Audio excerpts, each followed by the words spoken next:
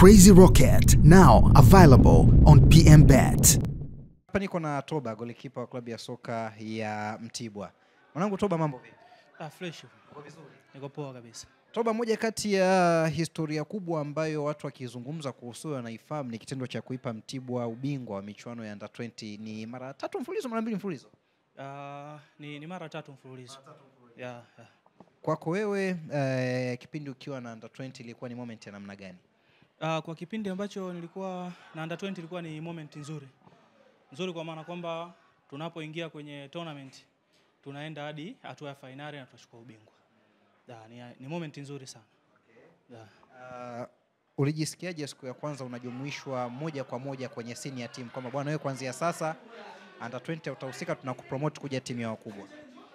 Nilijisikia furaha kwa sababu unapoanza kucheza Under 20 kuja senior team ni jambo kubwa sana. So wote wanafanikiwa kufikia hiyo hatua. Kwa hiyo nilijisikia faraja, nilijisikia furaha kwamba walimu na viongozi wameona mchango wangu wa kutoka Under 20 na naweza sasa kufanya kazi senior team. Mechi gani ukiwa senior team ambayo unaikumbuka zaidi kwenye akili yako? Mechi nakumbuka sana mechi mbili.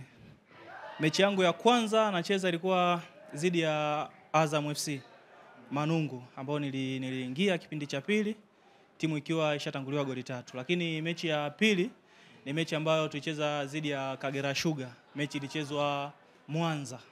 Tulicheza Mwanza ya. Mechi gani ambayo umewahi kucheza na wewe mwenyewe ukajivunia kwamba dai say game leo nimeperform? Zipo mechi nyingi, lakini ambayo najivunia sana msimu ambao unaanza kucheza nilikutana na mechi dhidi ya Kagera. Ilikuwa ni derby. Hiyo mechi ambayo tulicheza Mwanza ilikuwa ni derby na ilikuwa ni moja kati ya mchezo wangu ambao najivunia sana.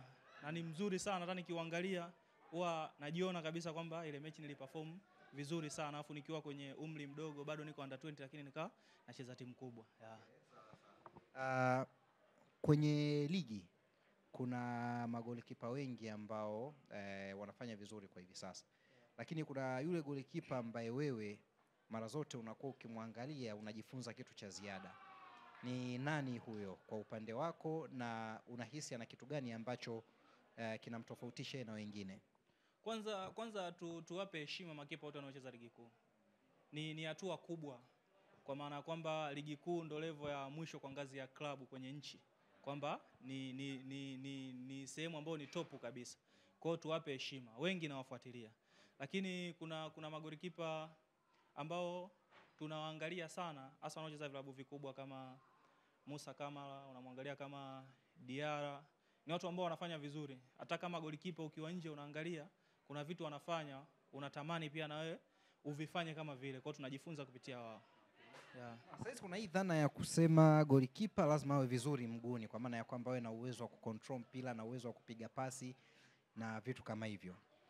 Wewe hizi dhana za golikipa ambaye ni mzuri sana kwenye saves lakini mguuni hayuko vizuri, au kuna mwingine mzuri sana miguuni lakini kwenye kufanya saves sio sana, kwako wewe dhana hizi mbili unazungumziaje kwa golikipa? Lazima umuhimu gani? Umuhimu upo mkubwa kwa sababu sasa hivi ujue mpira umebadilika. Tumeenda kwenye modern football. Kwa hiyo modern football mara nyingi sana walimu wanapendelea makipa ambao wanakuofa vitu vyote. Mfano tukiwa tunashambuliwa kwamba anaweza kufanya save, tukiwa tunacheza anaweza kuanzisha mashambulizi ambao ni kwa pasi fupi na pasi ndefu. Kwa hiyo ni footwork.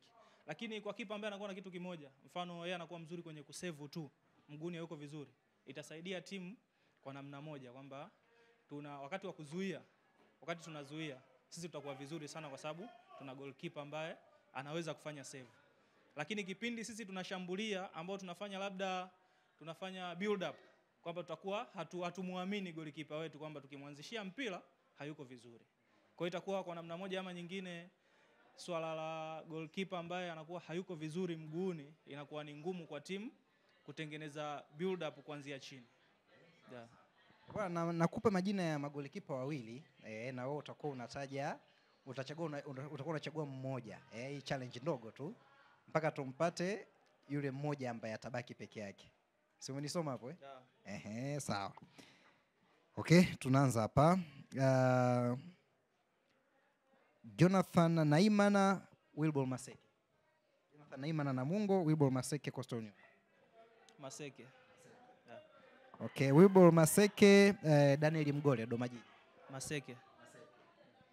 Wilbur Maseke, Yona Amos Pamba Jiji. Yona Amos. Yeah. Okay, hapo Maseke ametoka. Yona Amos, Yona Amos, hapa ni mweke na nani? Yona Amos na David Beno Kakolanya. Yona Amos. Yeah. Okay, Yona Amos, Ramadhani Chalamanda. Yona Amos. Yona Amos, okay. Yona Amos, Obasogi Singida. Yona Amos bado ana nafasi. Yona Amos, Musa Kamara. Musa Kamara. Okay, Musa Kamara, Jigi Diara. Hapo mimi nitampa Diara. Nitampa Diara. Jigi Diara, Toba Mtibwa Sugar. Hapo nachukua mwenyewe Toba. Haina kupepesa. Haina kupepesa. Naenda mwenyewe. Haina noma bwana.